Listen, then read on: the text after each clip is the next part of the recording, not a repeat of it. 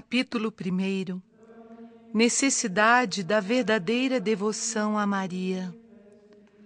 Com toda a Igreja confesso que Maria, não sendo mais que uma simples criatura saída das mãos do Altíssimo, é menor que um átomo, ou antes, não é nada em comparação com a sua majestade infinita, visto que só Deus é aquele que é. Êxodo 3,14. Por conseguinte, este grande Senhor, sempre independente e bastando-se a si mesmo, não teve nem tem a absoluta necessidade da Santíssima Virgem para o cumprimento de seus desígnios e para a manifestação da sua glória. Basta-lhe querer para tudo fazer. No entanto, supostas as coisas como são, tendo Deus querido começar e acabar as suas maiores obras pela Virgem Santíssima, depois de a formar, digo que é de crer que não mudará de procedimento em todos os séculos. Ele é Deus e não muda nem nos seus sentimentos, nem na sua conduta. Artigo 1º. Primeiro princípio. Deus deseja servir-se de Maria na encarnação.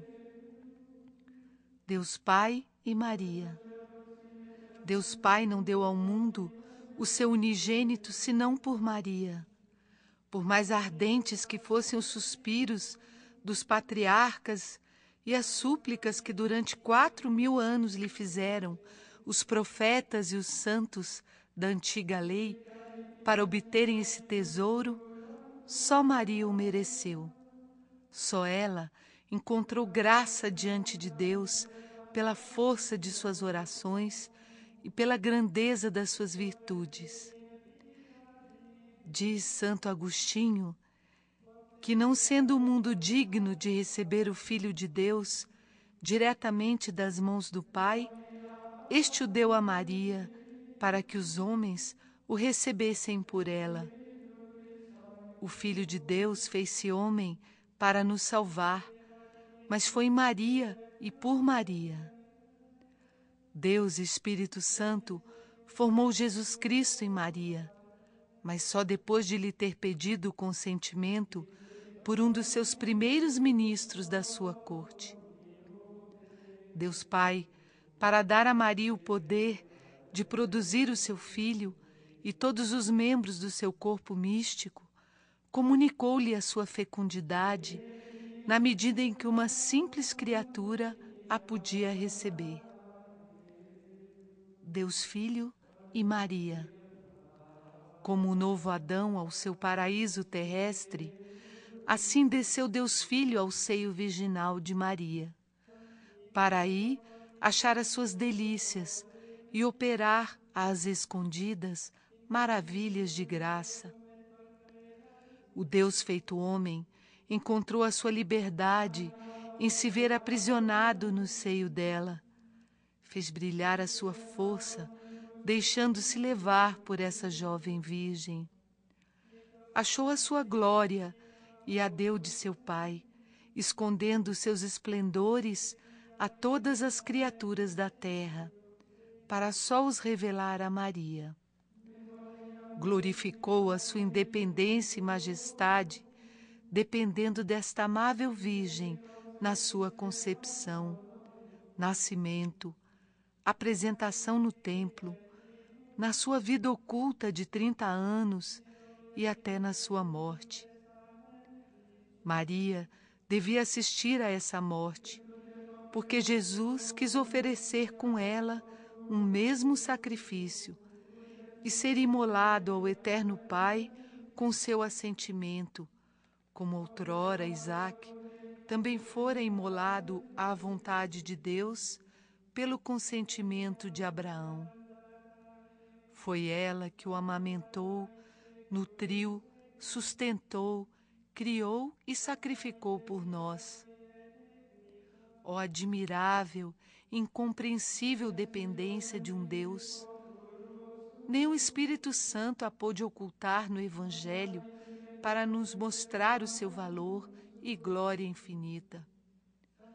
Embora tenha escondido quase todas as maravilhas operadas pela sabedoria encarnada durante a sua vida oculta, Jesus Cristo deu mais glória a Deus Pai pela sua submissão a Maria durante 30 anos do que lhe teria dado se convertesse toda a terra, operando os maiores prodígios.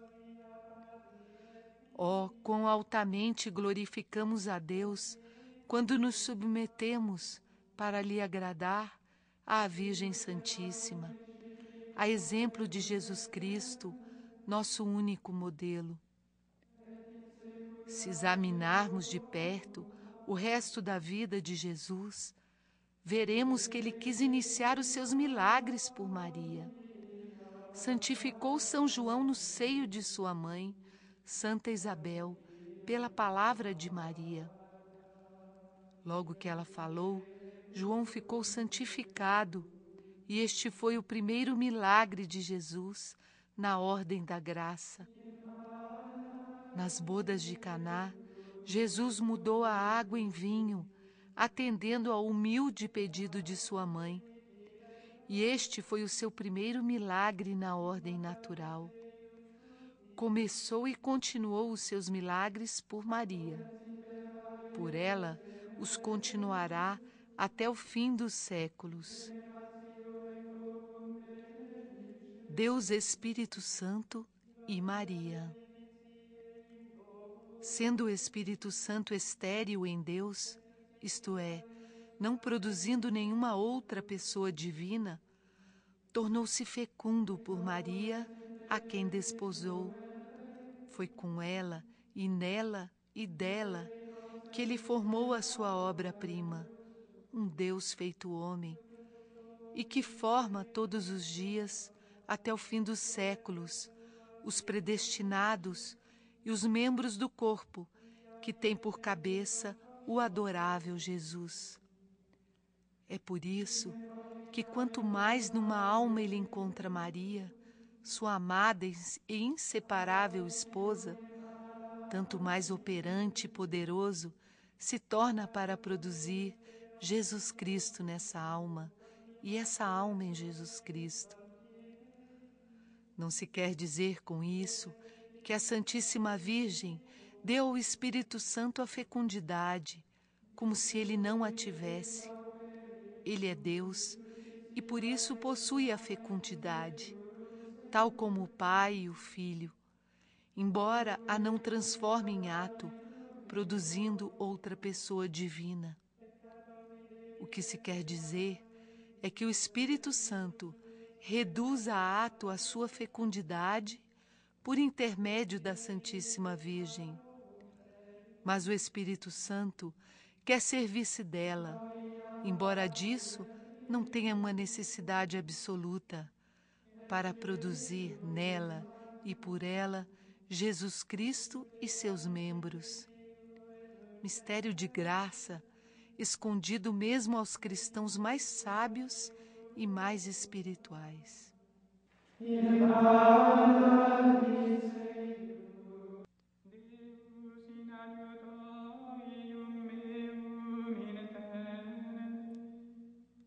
Segundo princípio, Deus deseja servir-se de Maria na santificação das almas. A obra da Santíssima Trindade em Maria. O procedimento que as três pessoas da Santíssima Trindade tiveram na encarnação e primeira vinda de Jesus Cristo, tem-no ainda todos os dias, de uma maneira invisível na Santa Igreja, e tê-lo-ão até a consumação dos séculos, na última vinda de Jesus Cristo. Deus Pai juntou todas as águas e chamou-as mar, juntou as suas graças e chamou-as Maria. Este grande Deus tem um tesouro ou celeiro riquíssimo, onde encerrou tudo o que tem de belo, de resplandecente, de raro e precioso, incluindo o seu próprio Filho. E este tesouro imenso não é outro a não ser Maria, a quem os santos chamam tesouro do Senhor, de cuja plenitude os homens são enriquecidos. Deus Filho comunicou à sua mãe tudo o que adquiriu pela sua vida e morte, os seus méritos infinitos e as suas admiráveis virtudes. Fê-la tesoureira de tudo o que o Pai lhe deu como herança. E assim é por meio de Maria que aplica os seus méritos aos seus membros, que comunica suas virtudes e distribui as suas graças. Ela é o seu canal misterioso, o seu aqueduto por onde faz passar suave e abundantemente as suas misericórdias. Deus Espírito Santo comunicou a Maria, sua fiel esposa, os seus dons inefáveis e escolheu-a para dispensadora de tudo quanto possui. Deste modo, ela distribui a quem quer, quanto quer, como e quando quer, todos os seus dons e graças, e nenhum dom celeste é concedido aos homens sem que passe por suas mãos virginais. Porque tal é a vontade de Deus que quis que tudo recebamos por Maria. Desta forma, enriquecida, elevada e honrada pelo Altíssimo, aquela que durante toda a vida se fez pobre, se humilhou e escondeu até o mais profundo nada em sua extrema humildade. São estes os sentimentos da Igreja e dos santos padres. Se eu falasse para os espíritos fortes da nossa época, estender-me-ia a provar mais vastamente tudo que estou a expor de um modo simples por meio da Sagrada Escritura e dos santos padres, de quem citaria as passagens latinas, e por meio de muitas sólidas razões que se poderão ler amplamente expostas pelo venerável Padre Poiré, na sua tríplice coroa da Santíssima Virgem. Mas falo particularmente para os pobres e simples, que, tendo maior boa vontade e mais fé que o comum dos sábios, creem mais simplesmente e com mais mérito. Por isso, contento-me com declarar-lhes simplesmente a verdade, sem me deter com a citação de todas essas passagens latinas que não compreendem. Não deixarei, no entanto, de citar algumas sem todavia me esforçar por procurá-las. Continuemos. Jesus, Filho de Maria. Visto que a graça aperfeiçoa a natureza e a glória aperfeiçoa a graça, é certo que nosso Senhor no céu é ainda tão filho de Maria como foi na terra. Conservou, portanto, a submissão e a obediência do mais perfeito de todos os filhos para com Maria, a melhor das mães. Cuidemos, porém, de não ver nesta dependência rebaixamento algum de Jesus ou alguma imperfeição. Maria, estando infinitamente abaixo de seu Filho, que é Deus, não se lhe impõe como a mãe da terra o faz a seu filho, que lhe é inferior. Maria está toda transformada em Deus pela graça e pela glória, que transformam nele todos os santos. Por isso não pede, não quer, não faz nada que seja contrário à eterna e imutável vontade de Deus. Quando, pois, se lê nos escritos de São Bernardo, São Bernardino, São Boaventura e outros, que no céu e na terra tudo está sujeito a Maria, até o próprio Deus, deve apenas entender-se que a autoridade que Deus lhe quis conceder é tão grande que parece igualar o poder divino, e que as suas orações e súplicas são tão poderosas junto de Deus que equivalem sempre a ordens juntos da sua majestade. Ele não resiste nunca à oração de sua dileta mãe, porque é sempre humilde e conforme a sua vontade. Moisés deteve poderosamente a cólera de Deus contra os israelitas, pela força da sua oração, que este Altíssimo, infinitamente misericordioso Senhor, não lhe podendo resistir, pediu-lhe que o deixasse encolorizar-se e castigar aquele povo rebelde. Êxodo 32, 10. O que então não devemos pensar, com muito mais razão, da humilde oração de Maria, mais poderosa junto de Deus que as preces e as intercessões de todos os anjos e santos do céu e da terra? Maria é rainha. No céu, Maria impera aos anjos e aos bem-aventurados, como recompensa da sua profunda humildade. Lucas 1:48. Deu-lhe Deus o poder e o encargo de encher de santos os tronos deixados vazios pela orgulhosa queda dos anjos apóstatas. É vontade do Altíssimo que exalta os humildes, que o céu, a terra e os infernos obedeçam livre ou forçadamente às ordens da humilde Maria. Fê-la soberana do céu e da terra, condutora dos seus exércitos, guarda dos seus tesouros, dispensadora das suas graças, obreira das suas grandes maravilhas, reparadora do gênero humano, medianeira dos homens, vencedora dos inimigos de Deus e fiel companheira de suas grandezas e triunfos. Deus Pai quer formar filhos por Maria até a consumação do mundo e diz-lhe estas palavras: habita em Jacó. Eclesiástico 24:13. Isto quer dizer: faze a tua morada e habitação entre os meus filhos e predestinados, figurados por Jacó, e não entre os filhos do demônio, os réprobos, figurados por Esaú. Deus Pai, por Maria, por mãe. Como na geração natural e corporal há um pai e uma mãe, assim também na geração sobrenatural e espiritual há um pai que é Deus e uma mãe que é Maria.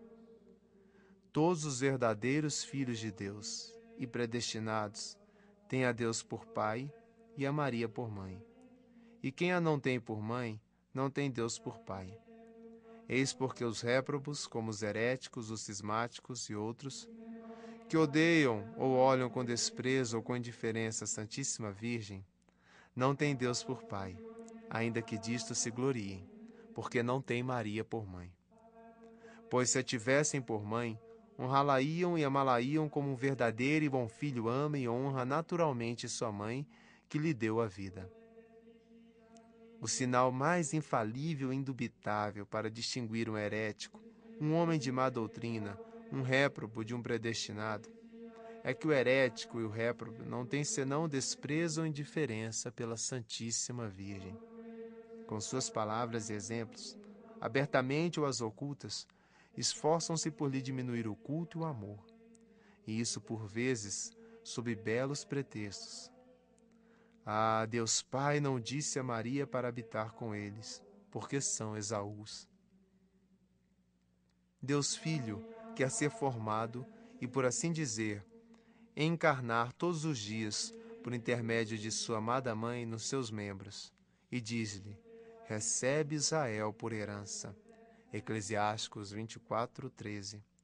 É como se dissesse: meu Pai deu-me por herança todas as nações da terra, todos os homens bons e maus, predestinados e réprobos. Conduzirei uns com vara de ouro e outros com vara de ferro. Serei pai e advogado de uns, justo vingador de outros, e juiz de todos. Mas vós, minha mãe, não tereis por herança e posse, senão os predestinados de quem Israel é figura. Como sua boa mãe, os dareis à luz, os alimentareis e educareis. Como sua soberana, os conduzireis, governareis e defendereis. Um homem nasceu dela. Salmo 86:5. Diz o Espírito Santo. Segundo a explicação de alguns santos padres, o primeiro homem que nasceu de Maria foi o homem-Deus, Jesus Cristo. O segundo é um homem puro, filho de Deus e de Maria por adoção. Se Jesus Cristo, cabeça dos homens, nasceu dela, todos os predestinados, membros desta cabeça, também dela devem nascer por uma consequência necessária. A mesma mãe não pode dar à luz a cabeça ou o chefe sem os membros, nem os membros sem a cabeça. Isso seria uma monstruosidade da natureza. Do mesmo modo, na ordem da graça, a cabeça e os membros nascem também de uma só mãe. Se um membro do corpo místico de Jesus Cristo, quer dizer, um predestinado, nascesse de outra mãe que não fosse Maria, que gerou a cabeça, não seria um predestinado, nem um membro de Jesus Cristo, mas sim um monstro na ordem da graça. Além disso, Jesus Cristo é hoje, como aliás sempre, o fruto de Maria, como o céu e a terra lhe o repetem 1000 e 1000 vezes por dia. Bendito é o fruto do vosso ventre, Jesus. Por isso é certo que Jesus Cristo é tão realmente o fruto e a obra de Maria para cada homem em particular que o possui, como para todo o mundo em geral. De maneira que, se algum fiel tem Jesus Cristo formado no seu coração, pode dizer ousadamente: Graças a Maria. O que eu possuo é fruto e obra sua, e sem ela não o teria. Podem aplicar-se à Santíssima Virgem, com mais verdade ainda do que São Paulo as aplicava a si próprio estas palavras: Filhinhos meus, por quem eu sinto de novo as dores do parto, até que Cristo se forme em vós. Gálatas 4:19. Todos os dias dou à luz os filhos de Deus, até que meu Filho Jesus Cristo seja neles formado em toda a plenitude da sua idade. Santo Agostinho, ultrapassando-se a si mesmo e a tudo o que eu acabo de dizer, afirma que os predestinados para se tornarem conformes à imagem do Filho de Deus vivem neste mundo escondidos no seio da Santíssima Virgem. Lá são guardados, alimentados, sustentados e criados por esta boa mãe, até que ela os gere para a glória depois da morte. Este é propriamente o dia do seu nascimento. Pois é assim que a Igreja chama a morte dos justos. Ó mistério de graça, escondido aos réprobos e tão pouco conhecido dos predestinados. Deus Espírito Santo quer formar nela e por ela eleitos, e diz-lhe: lança raízes entre os meus escolhidos. Ó minha bem-amada e minha esposa, lança as raízes de todas as suas virtudes nos meus eleitos, a fim de que eles cresçam de virtude em virtude, de graça em graça. Tive tanta complacência em ti, quando vivias na terra, praticando as mais sublimes virtudes, que desejo encontrar-te ainda na terra, sem que deixes de estar no céu. Reproduze-te para isso nos meus eleitos, que eu possa ver neles com agrado as raízes da tua fé invencível, da tua humildade profunda, da tua mortificação universal, da tua oração sublime e ardente caridade, da tua firme esperança e de todas as tuas virtudes. Tu continuas a ser minha esposa tão fiel, tão pura e tão fecunda como nunca. Que a tua fé me dê fiéis, dê-me virgens a tua pureza e a tua fecundidade, eleitos e templos. Depois de lançar as suas raízes em uma alma, Maria opera nela maravilhas de graça, que só ela pode reproduzir, pois só ela é a Virgem fecunda, que tem sido e será sempre sem igual em pureza e fecundidade. Maria produziu com o Espírito Santo a maior maravilha de quantas existiram ou existirão, o homem-Deus.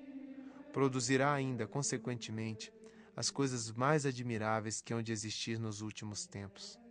A formação e educação dos grandes santos, que hão de vir no fim do mundo, estão-lhe reservadas, pois só esta Virgem singular e miraculosa pode produzir em união com o Espírito Santo coisas singulares e extraordinárias.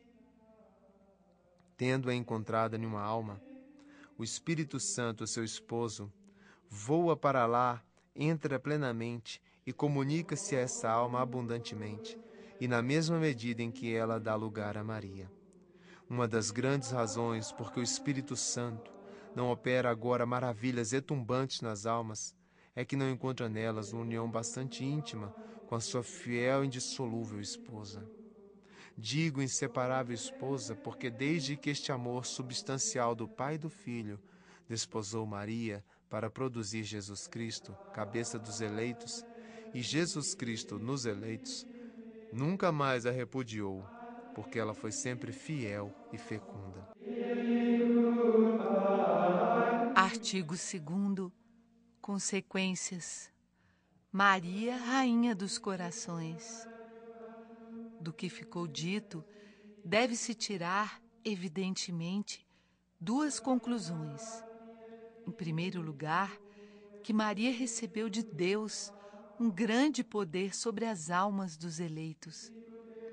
Ela não pode fazer neles a sua morada, como Deus Pai lhe ordenou, formá-los, alimentá-los e gerá-los para a vida eterna como sua mãe, recebê-los por sua herança e quinhão, formá-los em Jesus Cristo e a Jesus Cristo neles, lançar nos seus corações a raiz das suas virtudes e ser a companheira inseparável do Espírito Santo nas obras de sua graça.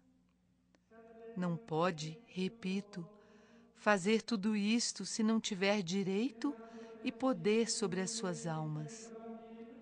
Por singularíssima graça, o Altíssimo, tendo-lhe dado o poder sobre o seu Filho único e natural, lhe o deu também sobre os seus filhos adotivos. E isto não somente quanto ao corpo, o que seria pouco, mas também quanto à alma. Maria é rainha do céu e da terra por graça, como Jesus Cristo é por natureza e conquista. Ora, assim como o reino de Jesus Cristo consiste principalmente no coração ou interior do homem, segundo estas palavras, o reino de Deus está dentro de vós. Lucas 17. Assim também o reino da Santíssima Virgem está principalmente no interior do homem, isto é, na sua alma.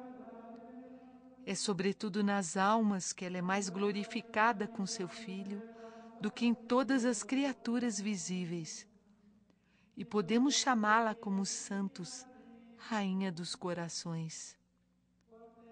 Segunda consequência, Maria é necessária aos homens para conseguir a salvação. Em segundo lugar, sendo a Santíssima Virgem necessária a Deus, de uma necessidade que se chama hipotética, em consequência da vontade divina, é preciso concluir que ela é muito mais necessária aos homens para alcançarem o seu fim último. Em razão disso, não se deve confundir a devoção à Santíssima Virgem com a devoção aos outros santos, como se ela não fosse muito mais necessária e fosse apenas de superrogação, isto é, um acréscimo. A devoção à Virgem Maria é necessária a todos para salvar-se. Baseados na opinião dos padres da Igreja, o douto e piedoso Soares da Companhia de Jesus, o sábio e devoto Justo Lípcio, doutor de Lovânia, e vários outros provaram, de maneira incontestável, que a devoção à Santíssima Virgem é necessária para a salvação. Provaram ainda que é sinal infalível de reprovação, segundo o sentir do próprio Ecolampádio e de alguns outros heréticos, a falta de estima e amor à Santíssima Virgem, e que, pelo contrário, é sinal certo de predestinação ser-lhe inteira e verdadeiramente dedicado e devoto.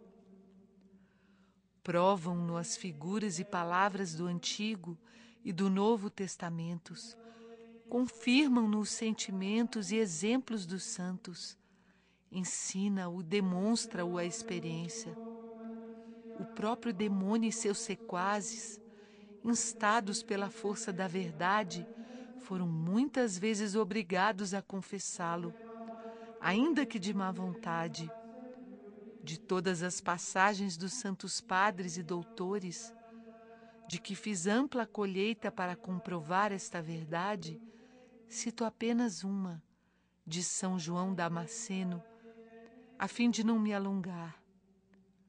Ser vosso devoto, ó Maria Santíssima, é uma arma de salvação que Deus dá àqueles que quer salvar.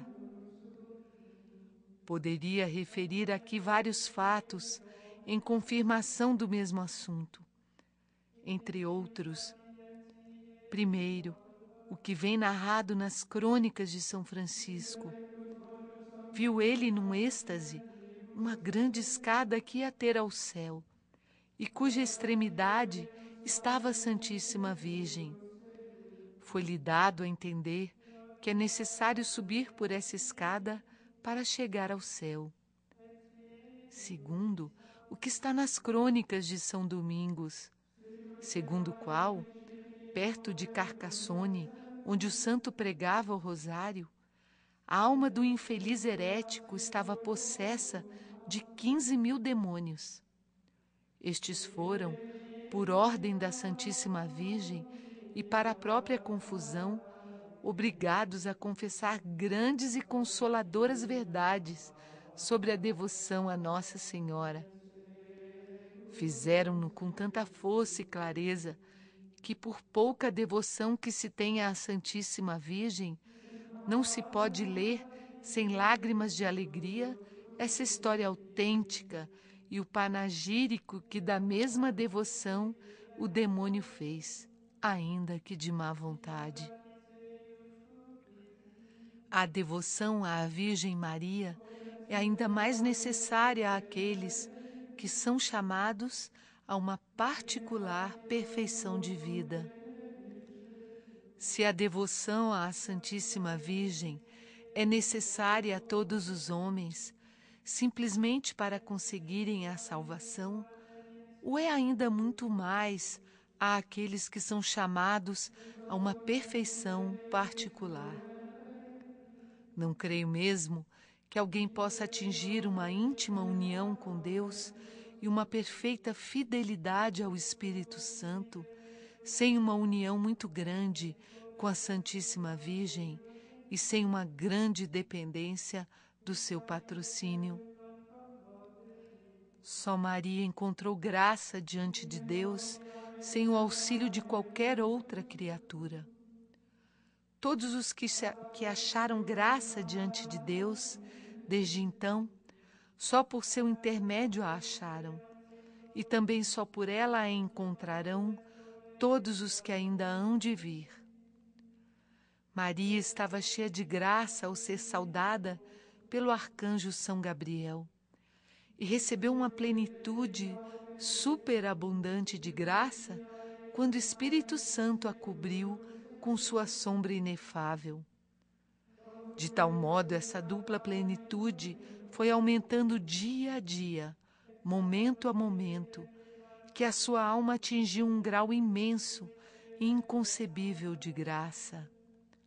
Por isso, o Altíssimo a fez única tesoureira dos seus tesouros e única dispensadora de suas graças, para que ela, enobrecer, elevar e enriquecer a quem lhe aprouver, possa fazer entrar no caminho estreito do céu quem ela quiser, para fazer passar, apesar de tudo, quem ela quiser pela porta estreita da vida, e para dar a quem ela entender o trono, o cetro e a coroa de rei. Jesus é em toda parte e sempre o fruto e o filho de Maria, e Maria é por toda parte a verdadeira árvore que dá o fruto da vida e a verdadeira mãe que o produz. Só a Maria confiou Deus as chaves dos celeiros do divino amor e o poder de entrar nos caminhos mais sublimes e mais secretos da perfeição, bem como de neles fazer entrar os outros. Só Maria dá aos miseráveis filhos da infiel Eva a entrada no paraíso terrestre, para aí passearem aprazivelmente com Deus, para aí se esconderem de seus inimigos, para aí comerem o alimento delicioso, já sem temer a morte, do fruto das árvores da vida e da ciência do bem e do mal, e beberem a grandes tragos as celestes águas da bela fonte, que aí jorra abundantemente. Ou melhor, visto ser ela própria esse paraíso terrestre, essa terra virgem e abençoada, de onde Adão e Eva culpados foram expulsos. Só acolhe em si aqueles e aquelas que lhe apraz para os tornar santos. Todos os ricos do povo, para me servir da expressão do Espírito Santo, segundo a explicação de São Bernardo, suplicarão a vossa face pelos séculos afora. e especialmente no fim do mundo. Isto é, os maiores santos, as almas mais ricas em graça e em virtudes, serão as mais assíduas em orar a Santíssima Virgem e em a ter sempre presente como o perfeito modelo que desejam imitar e o poderoso auxílio que as pode socorrer. A devoção à Virgem Maria é particularmente mais necessária nestes últimos tempos. Disse que isto acontecerá especialmente no fim do mundo e em breve, porque o Altíssimo e sua Santa Mãe devem suscitar grandes santos, que ultrapassarão tanto em santidade a maior parte dos outros santos, quanto os cedros do Líbano excedem os arbustozinhos. Assim foi revelado a uma santa alma, cuja vida foi escrita por M. de Rente. Estas grandes almas, cheias de graça e de zelo, serão escolhidas para se opor aos inimigos de Deus, que se agitarão de todos os lados. Serão singularmente devotas da Santíssima Virgem, esclarecidas pela sua luz, alimentadas com seu leite, conduzidas pelo seu espírito, sustentadas pelo seu braço e guardadas sob a sua proteção, de modo que hão de combater com uma das mãos e edificar com a outra. Com uma combaterão, derrubarão, esmagarão os heréticos com suas heresias, os cismáticos com seus cismas, os idólatras com sua idolatria e os pecadores com as suas impiedades. Com a outra mão edificarão o templo do verdadeiro Salomão e a mística cidade de Deus, ou seja, a Santíssima Virgem, que pelos santos padres foi chamada Templo de Salomão e Cidade de Deus. Levarão todo o mundo, por suas palavras e exemplos, à verdadeira devoção. Isto atrair-lhes-á o ódio de muitos, mas também lhes trará muitas vitórias e muita glória para Deus só. Foi o que revelou Deus a São Vicente Ferrer, grande apóstolo de seu tempo, que claramente o indicou numa de suas obras. É o que o Espírito Santo parece ter predito no Salmo 58, por estas palavras: O Senhor reinará em Jacó e em toda a terra. Converter-se-ão pela tarde, sofrerão fome como cães, e hão de andar à volta da cidade para encontrar de comer. Esta cidade, à volta da qual os homens andarão no fim do mundo, para se converterem e saciarem a sua fome de justiça, é a Santíssima Virgem, chamada pelo Espírito Santo, morada e cidade de Deus.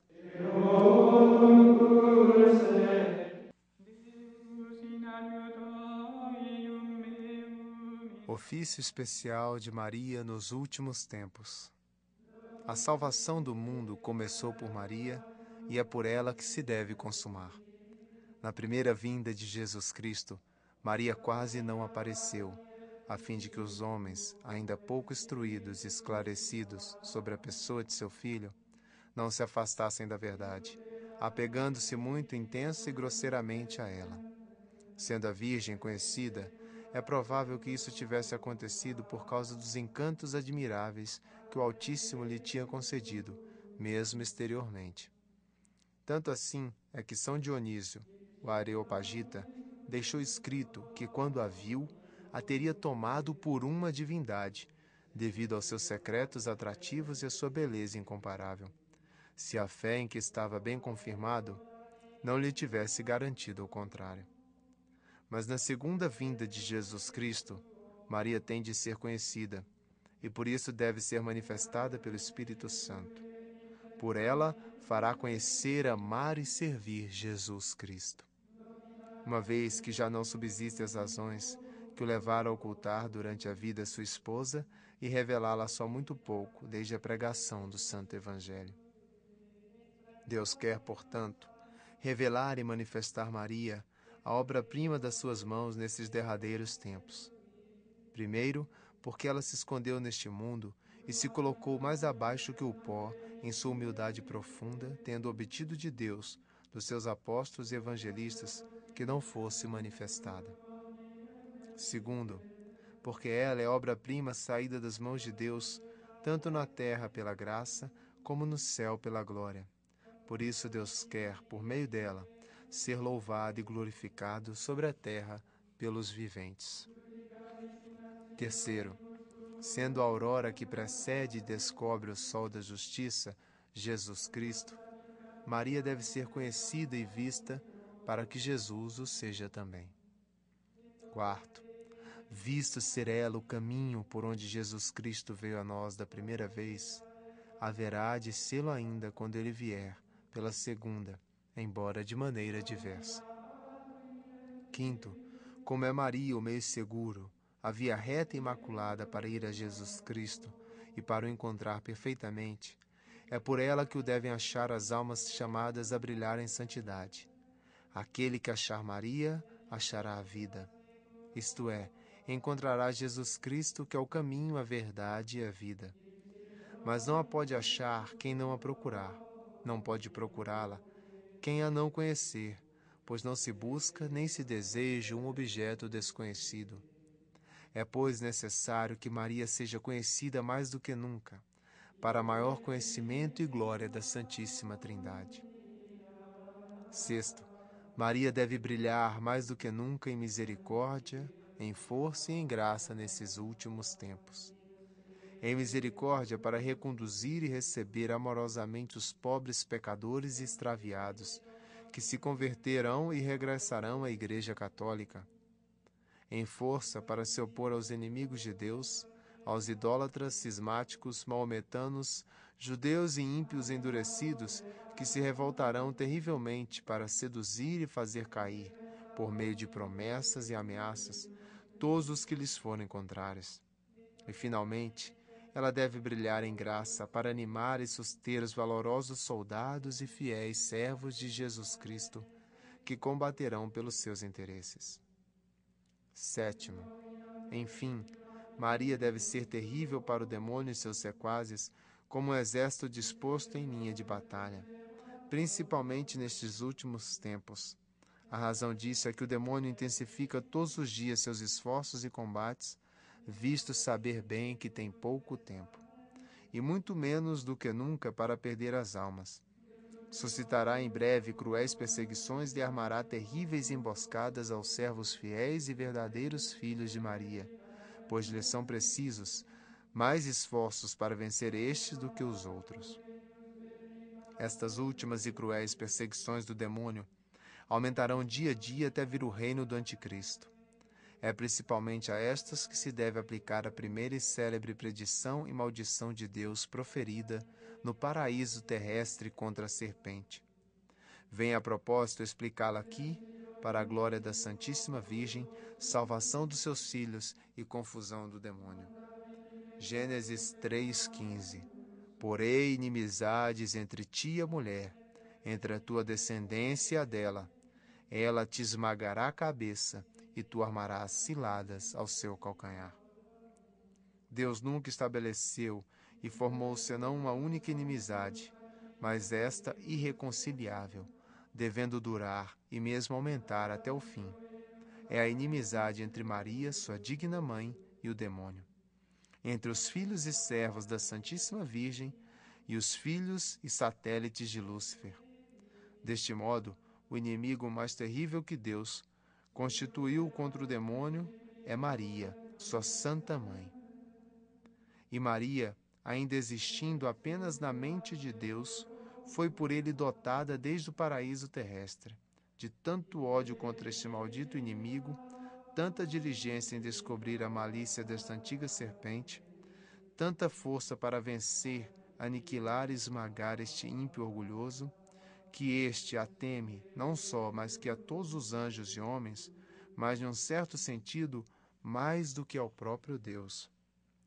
Não é que a ira, o ódio e o poder de Deus não sejam infinitamente superiores aos da Santíssima Virgem, visto as perfeições delas serem limitadas, mas é que, em primeiro lugar, Satanás, sendo orgulhoso, sofre infinitamente mais em ser vencido e castigado por uma pequena e humilde serva de Deus, e a humildade desta humilha muito mais do que o poder divino. Em segundo lugar, Deus conferiu a Maria um tão grande poder sobre os demônios que eles temem mais um único dos seus suspiros por alguma alma que as orações de todos os santos, e uma só das suas ameaças mais que qualquer outro tormento. Isto foram eles obrigados a confessar muitas vezes, ainda que de má vontade, pela boca de muitos possessos. O que Lúcifer perdeu por orgulho, ganhou Maria pela sua humildade. O que Eva condenou e perdeu pela desobediência, salvou Maria obedecendo. Eva, ao obedecer à serpente, perdeu consigo todos os seus filhos e entregou-os ao demônio. Maria, tendo sido perfeitamente fiel a Deus, salvou-os juntamente consigo todos os seus filhos e servos e consagrou-os à divina majestade, diz Santo Irineu. Deus constituiu não somente uma inimizade, mas inimizades, não apenas entre Maria e o demônio, mas também entre a descendência da Virgem Santa e a de Satanás. Isso quer dizer que Deus estabeleceu inimizades, antipatias e ódios secretos entre os verdadeiros filhos e servos da Santíssima Virgem e os filhos e escravos do demônio. Eles não se amam, nem têm qualquer correspondência interior uns com os outros. Os filhos de Belial, os escravos de Satanás, os amigos do mundo, até hoje perseguiram e sempre perseguirão, mais do que nunca, aqueles que pertencem à Santíssima Virgem. Como outrora Caim perseguiu seu irmão Abel e Esaú perseguiu Jacó, figuras dos réprobos e dos predestinados. Mas a humilde Maria alcançará sempre a vitória sobre este orgulhoso. E essa vitória será tão grande que chegará a esborrachar-lhe a cabeça, onde reside o seu orgulho. Ela descobrirá sempre a sua malícia de serpente e porá a descoberto as suas tramas infernais. Dissipará os seus conselhos e protegerá até o fim dos tempos os seus servos fiéis contra aquelas garras cruéis. Mas o poder de Maria sobre todos os demônios brilhará particularmente nos últimos tempos, em que Satanás armará ciladas contra o seu calcanhar, ou seja, contra os humildes escravos e pobres filhos, que ela suscitará para lhe fazer guerra. Eles serão pequenos e pobres na opinião do mundo, humilhados perante todos, calcados e perseguidos como o calcanhar o é em relação aos outros membros do corpo. Mas, em troca, serão ricos da graça de Deus, que Maria lhes distribuirá abundantemente. Serão grandes e de elevada santidade diante de Deus, e superiores a toda criatura pelo seu zelo ardente. Estarão tão fortemente apoiados no socorro divino que esmagarão, com a humildade de seu calcanhar, em união com Maria, a cabeça do demônio, fazendo triunfar Jesus Cristo. Os apóstolos dos últimos tempos. Enfim, Deus quer que a sua mãe seja hoje mais conhecida, mais amada e mais honrada do que nunca. Isso acontecerá sem dúvida se os predestinados entrarem com a graça e a luz do Espírito Santo na prática interior e perfeita que seguidamente lhes descobrirei. Verão, então, com tanta claridade, quanto a fé lhes permitir, a formosa estrela do mar, e se obedecerem às suas diretivas, chegarão a bom porto, apesar das tempestades e dos piratas. Conhecerão as grandezas desta soberana e devotar-se-ão inteiramente ao seu serviço como seus súditos e seus escravos de amor. Experimentarão as suas doçuras e bondades maternais, amar-lhe-ão ternamente como seus filhos muito queridos. Conhecerão as misericórdias de que ela é cheia e sentirão a necessidade que têm do seu socorro. Recorrerão sempre a ela em todas as coisas, como sua querida advogada e medianeira junto de Jesus Cristo. Compreenderão que ela é o meio mais fácil, mais curto, mais perfeito para ir a Jesus. E a ela se entregarão de corpo e alma sem reservas, para do mesmo modo pertencerem a Jesus Cristo. Mas quem serão esses servos, escravos e filhos de Maria?